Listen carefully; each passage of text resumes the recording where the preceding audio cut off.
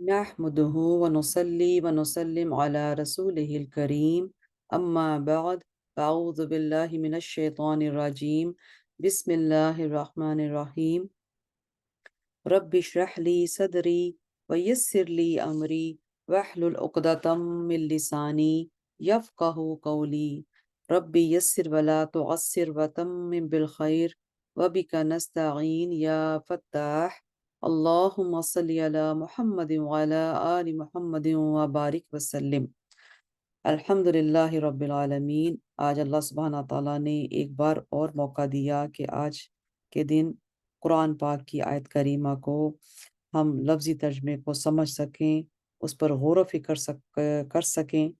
تو آج سورہ فاتحہ کی آیت نمبر 3 مالکی یوم الدین۔ تو یہاں مالکی یوم الدین یعنی کہ روز جزا کا مالک ہے۔ تو مالک اور ملک، سب سے پہلے تو ہم اس کو سمجھتے ہیں کہ مالک اور ملک کی دو قراتیں جو ہیں، مالک اور ملک اس آیت میں دونوں متواتر قراتیں ہیں۔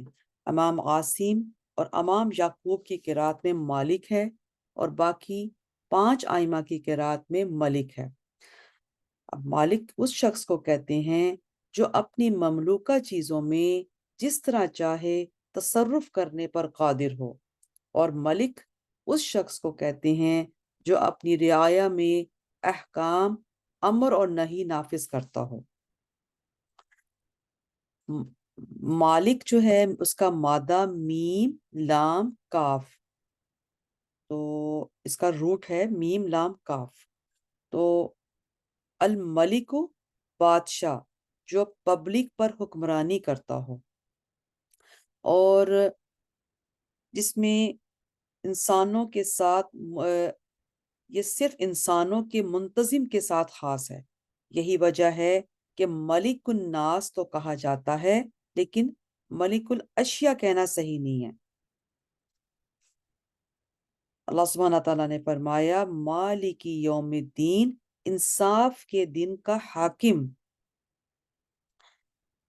اور قرآن پاک کی بعض آیات مالک کی موافقت میں بھی ہیں اور بعض ملک کی بھی۔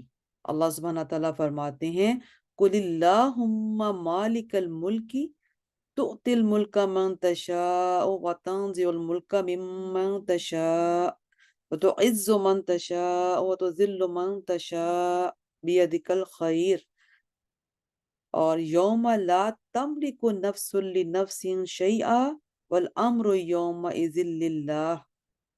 یہ قرآن پاک کی بعض آیات ہیں جس میں مالک کی موافقت میں بھی ہیں اور ملک کی بھی۔ ایک اور آیت کریمہ قل اعوذ برب الناس ملک الناس۔ ایک اور آپ کے ساتھ شیئر کرتی ہوں لمن الملک اليوم للہ الواحد القہار، اور الملک یومئذ للہ یحکم بینہم، یعنی اس دن صرف اللہ ہی کی بادشاہی ہوگی، وہی ان کے درمیان فیصلہ فرمائے گا۔ اور یوم کا عرفی اور شرعی معنی بھی سمجھ لیجئے کہ علامہ آلوسی لکھتے ہیں کہ عرف میں طلوع شمس سے لے کر غروب شمس تک کے زمانے کو یوم کہتے ہیں، اور یوم قیامت اپنے معروف معنی میں حقیقت شرعیہ ہے۔ یوم قیامت کی مقدار اللہ سبحانہ تعالیٰ نے قرآن پاک میں فرمایا تعرج الملائکۃ والروح الیہ فی یوم کان مقدارہ 50,000 سنہ۔ جبرائیل اور فرشتے اس کی طرف عروج کرتے ہیں جس دن عذاب ہوگا، اس دن کی مقدار 50,000 سال ہے۔ یہاں حضرت ابو سعید خدری رضی اللہ تعالیٰ عنہ روایت کرتے ہیں عرض کیا گیا یا رسول اللہ صلی اللہ علیہ وسلم، قرآن مجید میں اس دن کے متعلق ہے کہ وہ 50,000 برس کا ہوگا، یہ کتنا لمبا دن ہوگا؟ آپ صلی اللہ علیہ وآلہ وسلم نے فرمایا قسم اس ذات کی جس کے قبضے قدرت میں سیدنا محمد صلی اللہ علیہ وآلہ وسلم کی جان ہے، مومن پر اس دن میں تخفیف کی جائے گی، حتیٰ کہ وہ جتنی دیر میں دنیا میں فرض نماز پڑھتا تھا اس پر وہ دن اس سے بھی کم وقت میں گزرے گا۔ اس کے بعد حضرت ابو ہریرہ رضی اللہ تعالیٰ عنہ بیان کرتے ہیں کہ نبی کریم صلی اللہ علیہ وآلہ وسلم نے فرمایا، لوگ رب العالمین کے سامنے آدھے دن تک کھڑے رہیں گے جو 50,000 برس کا ہوگا، اور مومن پر کیا ہو جائے گی؟ تخفیف، یعنی آسانی کر دی جائے گی، جیسے سورج کے مائل بے غروب ہونے سے اس کے غروب ہونے تک، اور یہ حدیث صحیح ہے۔ یہاں امام احمد روایت کرتے ہیں کہ حضرت ابو سعید خدری رضی اللہ تعالیٰ عنہ آپ صلی اللہ علیہ وسلم سے روایت کرتے ہیں کہ کافر کے لیے قیامت کا دن 50,000 برس کا مقرر کیا جائے گا، کیونکہ اس نے دنیا میں نیک عمل نہیں کیے ہوں گے۔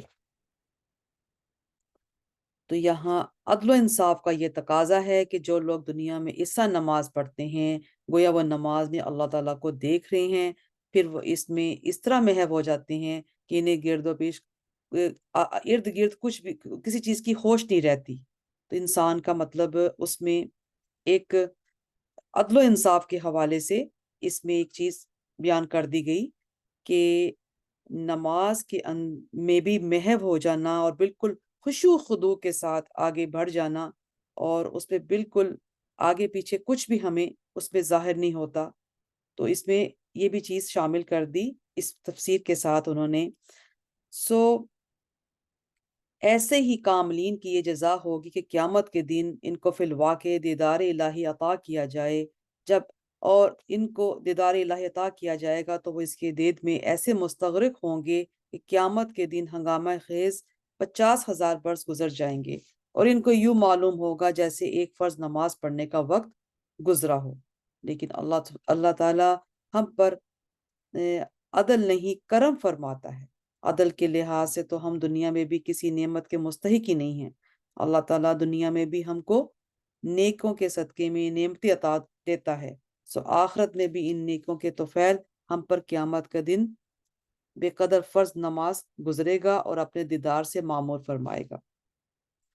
وقوع قیامت پر عقلی دلیل۔ ہم اس دنیا میں دیکھتے رہتے ہیں کہ بعض لوگ ظلم کرتے کرتے مر جاتے ہیں اور ان کو ان کے ظلم پر کوئی بھی سزا نہیں ملتی، اور بعض لوگ ظلم سہتے سہتے مر جاتے ہیں اور ان کی مظلومیت پر کوئی بھی جزا نہیں ملتی۔ اگر اس جہان کے بعد کوئی اور جہان نہ ہو تو ظالم سزا کے بغیر اور مظلوم جزا کے بغیر رہ جائے گا، تو یہ چیز اللہ تعالیٰ کی حکمت کے خلاف ہے۔ اس لیے ضروری ہے کہ اس عالم کے بعد کوئی اور عالم ہو جس میں ظالم کو سزا دی جائے اور مظلوم کو جزا اور سزا کے نظام کے برپا کرنے کے لیے ضروری ہے کہ اس عالم کو بالکل یا ختم کر دیا جائے، کیونکہ جزا اور سزا اس وقت جاری ہو سکتی ہے جب بندوں کے اعمال ختم ہو جائیں۔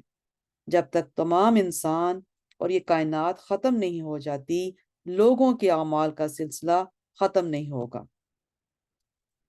مثال کے طور پر قابیل نے قتل کرنے کا طریقہ ایجاد کر دیا، اب اس کے بعد جتنے بھی قتل ہوں گے ان کے قتل کے جرم سے قابیل کے نام اعمال میں گناہ لکھا جاتا رہے گا۔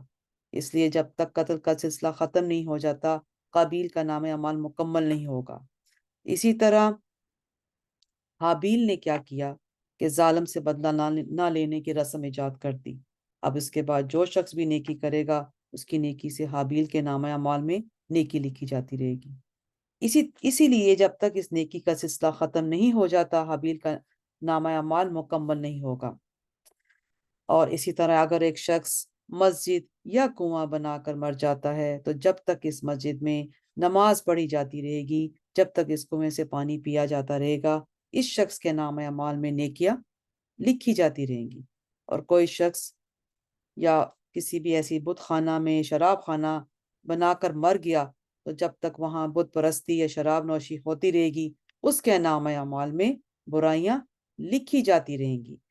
اس لیے جب تک یہ دنیا اور اس دنیا میں انسان موجود ہیں، اس وقت تک لوگوں کا نام اعمال مکمل نہیں ہو سکتا، اور لوگوں کے نام اعمال کو مکمل کرنے کے لیے دنیا والوں کو مکمل ختم کرنا ضروری ہے۔ اسی کا نام قیامت ہے۔ تو خلاصہ کیا ہوا کہ اللہ سبحانہ تعالیٰ کی حکمت اس کے متغادی ہے کہ جزا اور سزا کا نظام قائم کیا جائے، اور جزا اور سزا کو نافذ کرنے سے پہلے قیامت کو قائم کرنا ضروری ہے۔ تو یہ تو ہو گئی اس کی عقلی دلیل۔ اب وقوع قیامت کی شرعی دلیل کو بھی دلائل کو سمجھتے ہیں کہ یہ دنیا ایک دارالامتحان ہے، اس میں انسان کی آزمائش کی جاتی ہے۔ اس امتحان کا نتیجہ اس دنیا میں ظاہر نہیں ہوتا، لیکن نیک اور بد، اطاعت گزار اور نافرمان، موافق اور مخالف اور مومن اور کافر میں فرق کرنا ضروری ہے۔ یہ صرف قیامت کے دن ہی ظاہر ہوگا۔ اللہ سبحانہ تعالیٰ فرماتے ہیں سورۃ النجم میں لِيَجْزِيَ الَّذِينَ أَسَاءُوا بِمَا عَمِلُوا وَيَجْزِيَ الَّذِينَ أَحْسَنُوا بِالْحُسْنَى، تاکہ برے کام کرنے والوں کو ان کی سزا دے اور نیکی کرنے والوں کو اچھی جزا دیں۔ ایک اور جگہ اللہ سبحانہ تعالیٰ فرماتے ہیں ام نجعل الذین آمنوا وعملوا الصالحات کالمفسدین فی الارض ام نجعل المتقین کالفجار، کیا ہم ایمان والوں اور نیکی کرنے والوں کو زمین میں فساد کرنے والوں کی طرح کر دیں گے، یا ہم پرہیزگاروں کو بدکاروں جیسا کر دیں گے؟ اللہ سبحانہ تعالیٰ فرماتے ہیں ام حسب الذین اجترحوا السیئات ام حسب الذین اجترحوا السیئات ان نجعلہم کالذین آمنوا وعملوا الصالحات سواء محیاہم ومماتہم ساء ما یحکمون۔ یہ سورۃ الجاثیہ میں ہے۔ اس کا ترجمہ کیا برے کام کرنے والوں نے یہ گمان کر لیا ہے کہ ہم ان کو ان لوگوں کی طرح کر دیں گے جو ایمان لائے اور انہوں نے نیک کام کیے، ان سب کی زندگی اور موت برابر ہو جائے؟ وہ کیسا برا فیصلہ کرتے ہیں۔ أَفَنَجْعَلُ الْمُسْلِمِينَ كَالْمُجْرِمِينَ مَا لَكُمْ كَيْفَ تَحْكُمُونَ، کیا ہم فرما برداروں کو مجرموں جیسا کر دیں گے؟ تمہیں کیا ہوا، تم کیسا فیصلہ کرتے ہو؟ دنیا میں راحت اور مصیبت کا آنا مکمل جزا اور سزا نہیں ہے۔ ہر چند کے بعض لوگوں کو دنیا میں ہی ان کی بدعمالیوں کی سزا مل جاتی ہے۔ مثلا ان کا مالی نقصان ہو جاتا ہے، یا وہ ہولناک بیماریوں میں مبتلا ہو جاتے ہیں، یا ان پر دشمنوں کا خوف طاری ہو جاتا ہے، لیکن یہ ان کی بدعمالیوں کی پوری سزا نہیں ہوتی۔ اور ہم کتنے ہی لوگوں کو دیکھتے ہیں کہ وہ ساری عمر عیش پرستی اور ظلم و ستم کرنے میں گزار دیتے ہیں، پھر اچانک ان پر کوئی مصیبت ٹوٹ پڑتی ہے اور ان کی دولت اور طاقت کا نشہ کافور ہو جاتا ہے، لیکن ان کے جرائم کے مقابلے میں یہ بہت کم سزا ہوتی ہے۔ اس لیے ان کی مکمل سزا کے لیے ایک اور جہان کی ضرورت ہے، جہاں قیامت کے بعد ان کو پوری سزا ملے گی۔ اللہ سبحانہ تعالیٰ فرماتے ہیں وَلَنُذِيقَنَّهُم مِّنَ الْعَذَابِ الْأَدْنَىٰ دُونَ الْعَذَابِ الْأَكْبَرِ لَعَلَّهُمْ یرجعون، اور ہم ان کو بڑے عذاب سے پہلے دنیا میں ہلکا عذاب ضرور چکھائیں گے تاکہ وہ باز آ جائیں۔ اس طرح بہت سے نیک بندے ساری عمر ظلم و ستم سہتے رہتے ہیں اور مصائب برداشت کرتے رہتے ہیں، انہیں اپنی زندگی میں آرام اور راحت کا بہت کم موقع ملتا ہے۔ اس لیے اللہ تعالیٰ قیامت کو قائم کرے گا اور ہر شخص کو اس کی نیکی اور بدی کی پوری جزا اور سزا دے گا۔ اللہ سبحانہ تعالیٰ فرماتے ہیں فَمَن يَعْمَلْ مِثْقَالَ ذَرَّةٍ خَيْرًا يَرَهُ وَمَن يَعْمَلْ مِثْقَالَ ذَرَّةٍ شَرًّا يَرَهُ، سو جو ذرہ برابر بھی نیکی کرے گا وہ اس کی جزا پائے گا، اور جو ذرہ برابر برائی کرے گا وہ اس کی سزا پائے گا۔ یوم مالکی یوم الدین، اس میں دین کا لغوی معنی علامہ زبیدی لکھتے ہیں دین کا معنی ہے جزا اور مکافات۔ قرآن پاک میں مالک یوم الدین کا معنی ہے یوم جزا کا مالک۔ دین کا معنی عادت بھی ہے، کہا جاتا ہے ما زال ذالک دینی، میری ہمیشہ سے یہ عادت ہے۔ دین کا معنی اللہ تعالیٰ کی عبادت ہے، اور دین کا معنی طاعت ہے۔ حدیث پاک میں ہے وہ امام کی اطاعت سے اس طرح نکل جائیں گے جس طرح تیر شکار سے نکل جاتا ہے۔ یمرکون من الدین مروک السہم من الرمیہ۔ دین، شریعت اور مذہب وغیرہ کی تعریفات میں بھی اس کو ہم سمجھ لیتے ہیں کہ دین ایک الہی دستور ہے، آپ صلی اللہ علیہ وسلم کے پاس ہوتا ہے جو عقل والوں کو قبول کرنے کی دعوت دیتا ہے۔ دین اور ملت متحد بالذات ہے اور مختلف بالاعتبار ہیں، کیونکہ شریعت بحیثیت اطاعت دین ہے اور بحیثیت ضبط اور تحریر ملت ہے۔ جس حیثیت سے اس کی طرف رجوع کیا جائے مذہب ہے، اور ایک قول یہ ہے کہ دین اللہ کی طرف منسوب ہے اور ملت آپ صلی اللہ علیہ وسلم کی طرف منسوب ہے اور مذہب مجتہد کی طرف منسوب ہے۔ علامہ قرطبی مالکی لکھتے ہیں اللہ سبحانہ تعالیٰ نے اہل تورات کے لیے تورات مقرر کر دی، اہل انجیل کے لیے انجیل، اور اہل قرآن کے لیے قرآن پاک مقرر کر دیا۔ یہ تقرر شریعتوں اور عبادتوں میں ہے اور اصل توحید ہے جس میں کوئی اختلاف نہیں۔ امام بخاری مجاہد سے روایت کرتے ہیں، اے محمد مصطفیٰ صلی اللہ علیہ وسلم، ہم نے آپ کو اور حضرت نوح کو ایک ہی دین کی وصیت کی ہے۔ قرآن پاک میں موجود ہے، اللہ نے تمہارے لیے اسی دین کا راستہ مقرر کیا ہے جس کا حکم اس نے نوح کو دیا تھا، اور جس دین کی ہم نے آپ کی طرف وحی فرمائی اور جس کا حکم ہم نے ابراہیم، موسیٰ اور عیسیٰ کو دیا تھا، اسی دین کو قائم رکھو اور اس میں تفرقہ نہ ڈالو۔ تو اس آیت سے معلوم ہوا تمام انبیاء علیہ السلام کا دین واحد ہے اور وہ اسلام ہے۔ قرآن پاک کی آیت کریمہ وہ کیا ہے؟ لِكُلٍّ جَعَلْنَا مِنْكُمْ شِرْعَةً وَمِنْهَاجًا۔ ہم نے تم میں سے ہر ایک کے لیے الگ الگ شریعتیں اور شریعت اور واضح راہ عمل بنائی ہے۔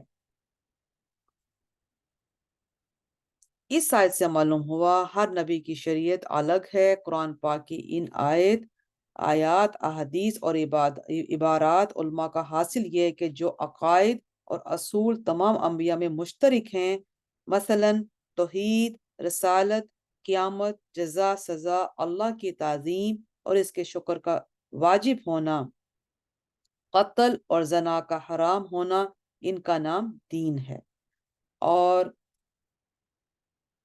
ہر نبی نے اپنے زمانے کے مخصوص حالات کے اعتبار سے عبادات اور نظام حیات کے جو مخصوص احکام بتائے وہ کیا تھے؟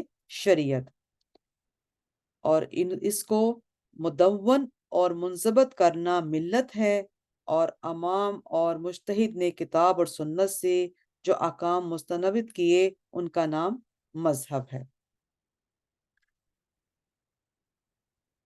اب اللہ رب، رحمان، رحیم اور مالک یوم الدین میں وجہ ارتباط کو سمجھتے ہیں کہ سورہ فاتحہ کے شروع میں اللہ سبحانہ تعالیٰ نے اپنے 5 اسما ذکر کر دیے، اللہ، رب، رحمان، رحیم اور مالک یوم الدین، اور ان میں ارتباط اس طرح ہے کہ اللہ کے تقاضے سے اس نے انسان کو پیدا کیا، رب کے تقاضے سے اس نے غیر متناہی نعمتوں سے انسان کی پرورش کی، رحمان کے تقاضے سے انسان کے گناہوں پر پردہ رکھا، رحیم کے تقاضے سے انسان کی توبہ کر کے اس کو معاف فرما دیا۔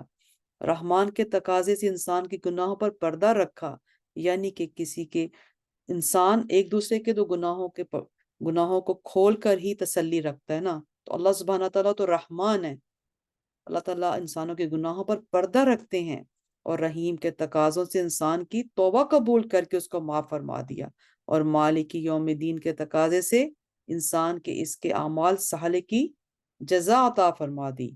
اگر یہ سوال ہوا بسم اللہ الرحمن الرحیم میں بھی اللہ تعالیٰ کی صفت رحمان اور رحیم کا ذکر ہے، سورہ فاتحہ کی ابتدا میں بھی پھر ان صفات کا ذکر آ گیا، اس کی کیا وجہ؟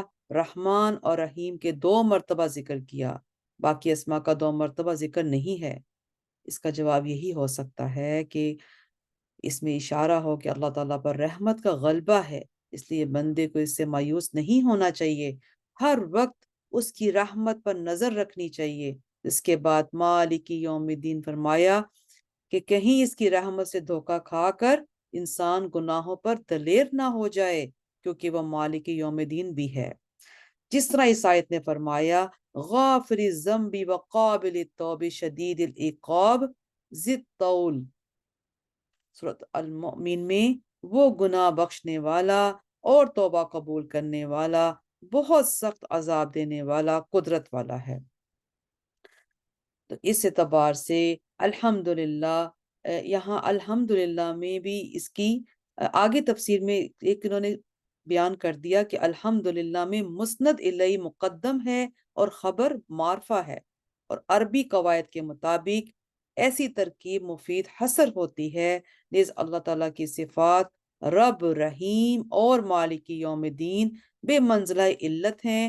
اس اعتبار سے معنی یہ ہے کہ اللہ تعالیٰ کے سوا اور کوئی حمد کا مستحق نہیں، کیونکہ وہی رب ہے، وہی رحمان ہے، رحیم ہے اور مالک روز جزا ہے، اور اس میں یہ رمز ہے جس میں یہ صفات نہ ہوں تو وہ ستائش کے لائق بھی نہیں، تو وہ پرستش کا بھی یعنی عبادت کا بھی مستحق ہو جب یہ معلوم ہو گیا کہ اللہ ہی حمد و ثنا کے لائق ہے اور وہی عبادت کا مستحق ہے۔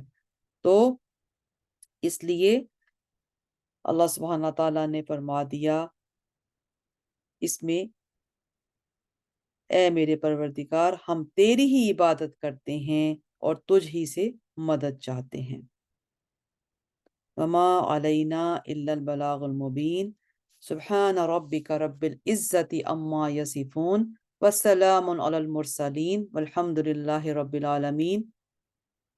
سبحانک اللہم وبحمدک نشہد ان لا الہ الا انت نستغفرک ونتوب الیک، وصلی اللہ تعالی علی خیر خلقہ وعلی آلہ واصحابہ اجمعین برحمتک یا ارحم الراحمین۔